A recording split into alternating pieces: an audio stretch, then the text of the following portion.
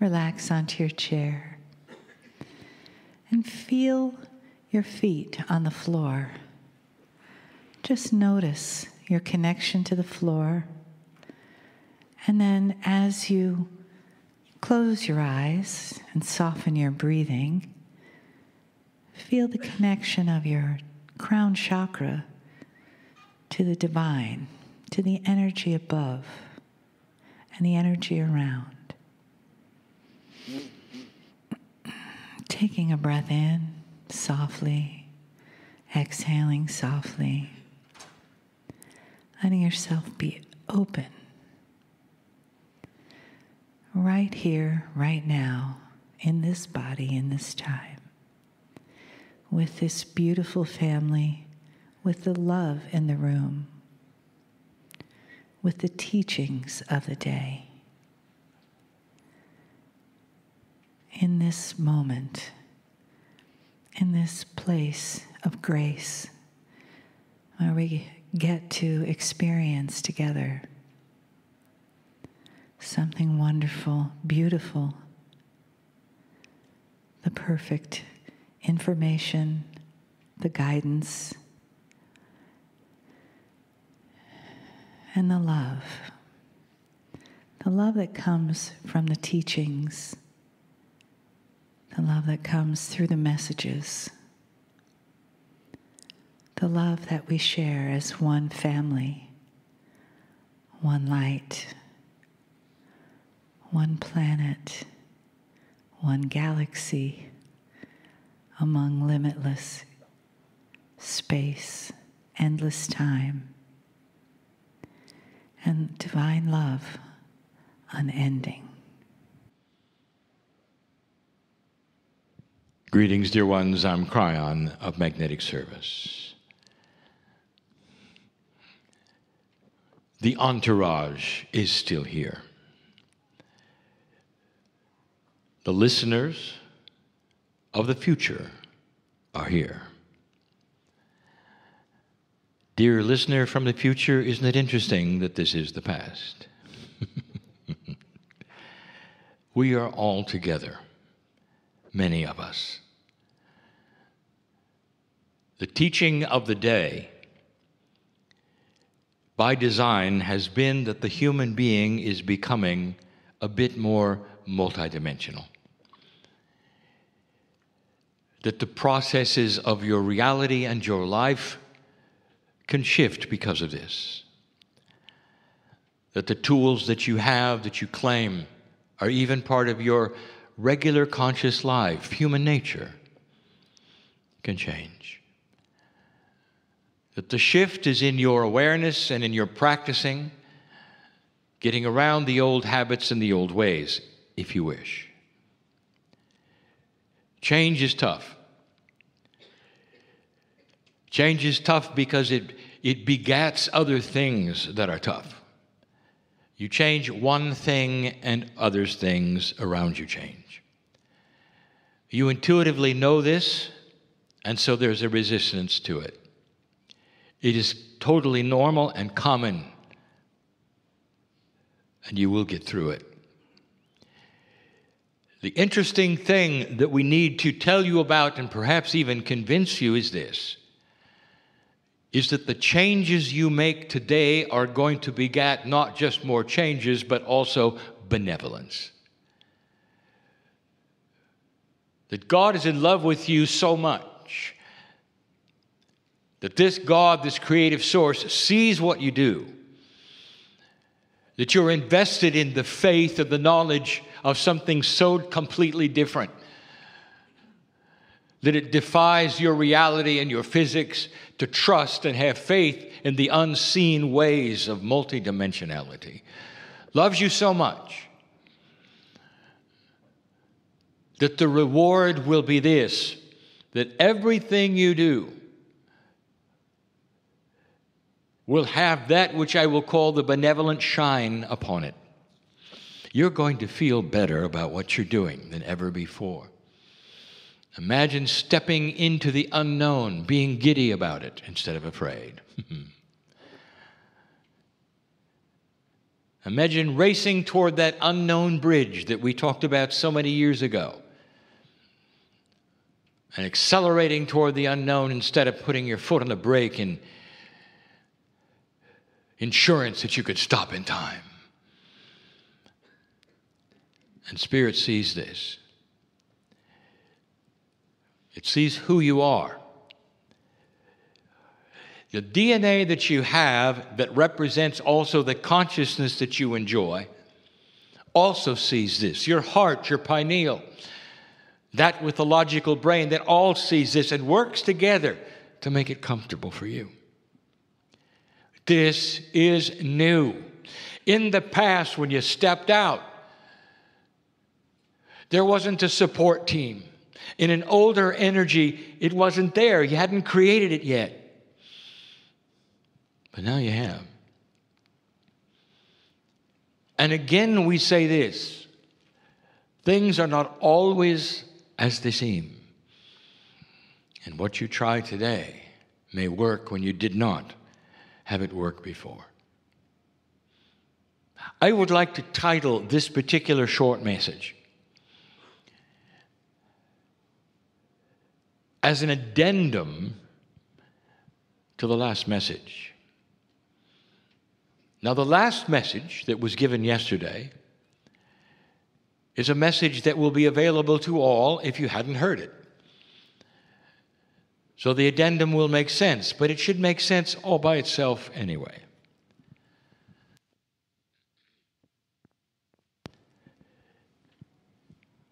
We talked of this. In review, your DNA has a multidimensional spin on it. That is to say, it is partly quantum. We've told you that because of this, it can generate a quantum event. We also told you this, that this new energy is changing humanity, not just old souls. That many are starting to awaken to new kinds of possibilities. And they are using these possibilities to do many things that may seem magical to you. We also told you that that which is your Akashic record, which resides in that vast memory of DNA, is going to start to come forward in ways you didn't expect. And you're not going to believe it. Things will start to occur into individual humans that you will dismiss. Because the human that you are has lived in 3D all your life. What do you do, especially in the old energy, when you find somebody who is psychic? Everybody wants a piece of it, or they want to run from it, or they want to label it as magic or evil. The military wants it. You don't know what to do with it. What if I told you that that was just a peek at what's going to happen? A super psychic person, a person you might even call a precog, who is one who can pick up on the potentials of the planet and talk about it as though it were real, is put on some kind of a pedestal or whisked away to a private room. A psychic can help the police department over and over, and the police will shut the door and roll their eyes and say, it's not true, it's not real. Because it's not supposed to happen. It's not 3D. You see what I'm saying? That is about to change. More and more humans are going to become aware of special things that not only can they do, but special remembrances, and they won't know what to do with them. So I'm going to make this simple. I want to introduce you to woe. It's a parable, but not really. It's just the name of a child. Woe is anywhere from 4 to 6 years old. And woe is in the new energy right now. And woe starts telling his parents who he used to be. He starts to tell them what it was like when he was in the family as a different way. He says to his mother, "You're the best mother I've ever had so far." He starts to recite things that are odd and strange, as this child named Woe remembers so much. Now let me tell you why Woe is able to remember. He's a new child in the new energy with an increased DNA efficiency. He has different consciousness. You want to call it higher? We say it's different. He is vibrating higher. A different consciousness is allowing Woe to remember things very quickly. But you see, the child has no past history as an adult. Therefore, the child has no restraints. He has no box of belief yet. The child doesn't know any better, so he blurts out what he sees and feels and remembers. And he looks for the reaction of his parents. His parents are everything to him. How they react will determine how Woe constructs the next sentence. Are they going to shut him up? Are they going to tell him it's not real? Or are they going to listen? Woe continues. Who he's been, where he's been, what he's done. There's no restraint. There's no box to get out of. He hasn't lived a life around other people enough to shut up, or they'll think he's odd or strange or weird. All he has is his parents. And he's looking carefully. He can sense how they're taking this. He's simply stating truth. Woe is awakening in a new energy as a child. So the first thing I want to tell you is what to do with your children who awaken. Either your children or your grandchildren, many are going to do this, dear ones. I'm talking to an expectant mother right now. She's not in the room. You're going to get this from your child, dear one. You've got a belief system right now that's in a box, dear one. I know who I'm talking to. I don't want you to be afraid of it. I'm going to give you instructions that are instructions for everybody. And here they are. When any child starts to talk about what they are remembering from their immediate Akash, no matter what you're doing, I want you to stop and listen. If you're late for school, I want you to stop and listen. School can wait. If you're late for work, I want you to stop and listen, because work can wait.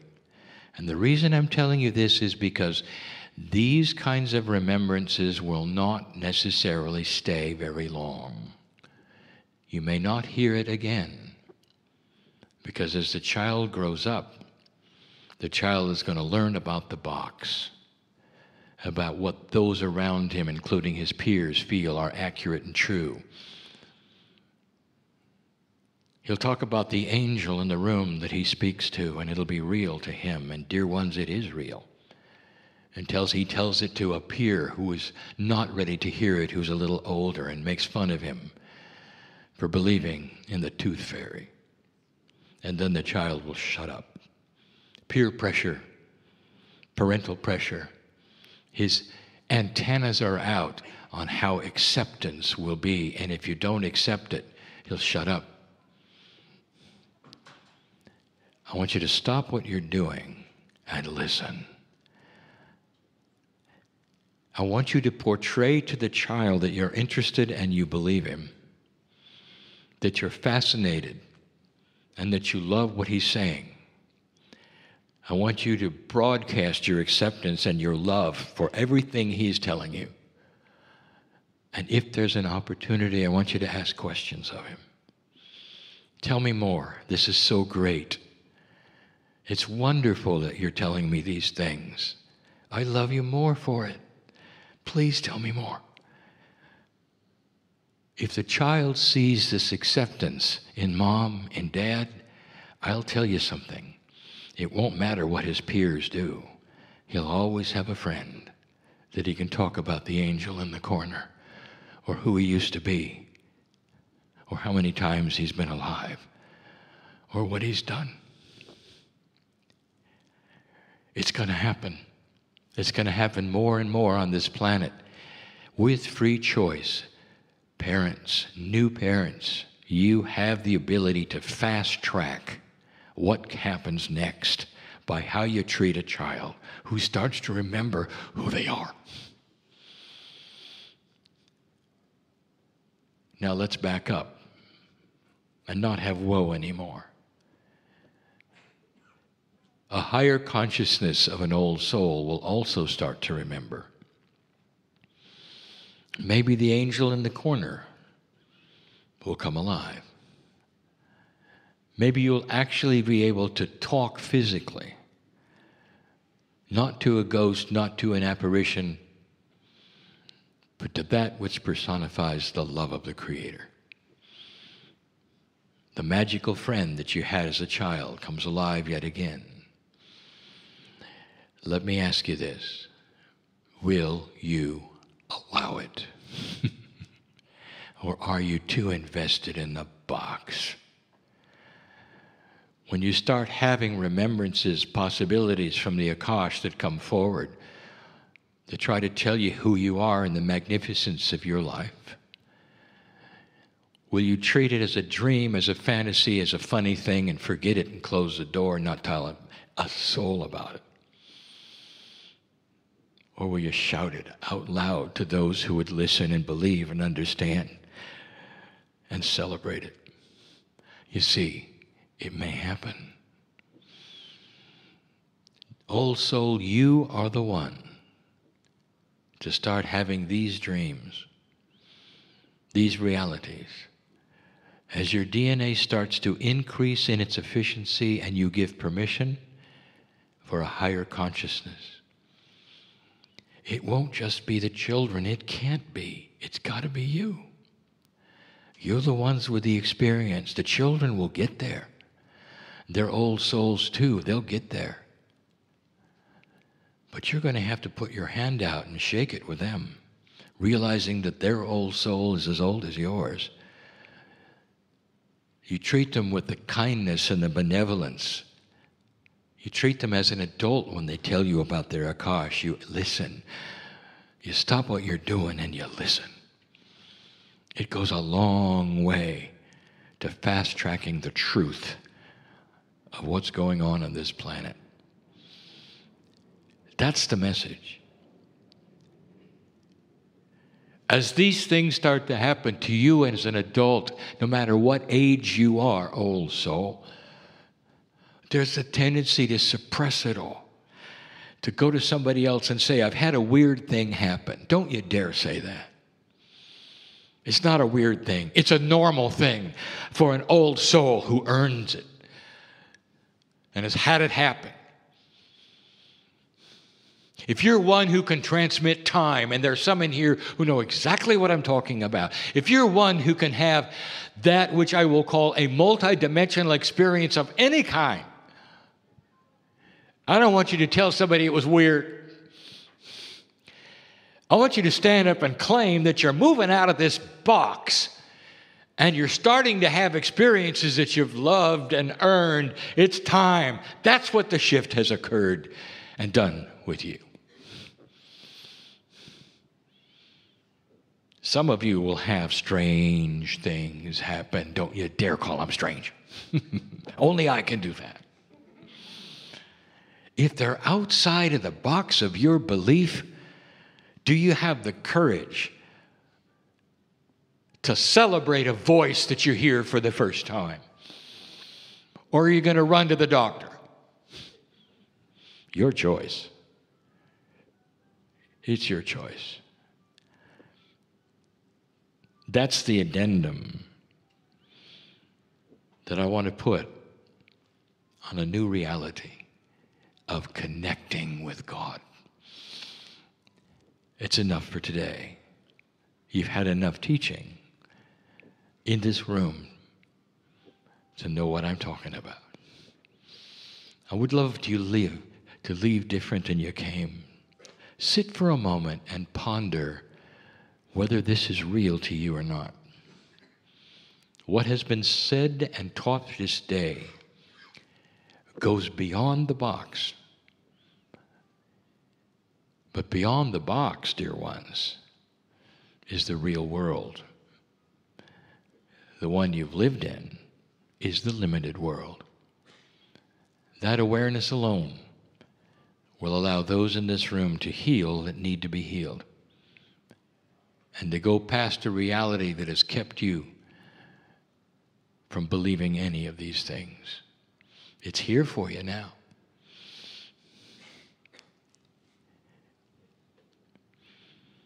Next time you meditate, you say this: Dear Spirit, I am in love with the creative source. I don't understand any of it. And being in love means I don't have to. Dear Spirit, show me what I need to know. Give me the intuition that will guide me to places I don't expect. And in the process, let me have joy in my life as I walk into what appears to be the dark, but really is the light. And so it is.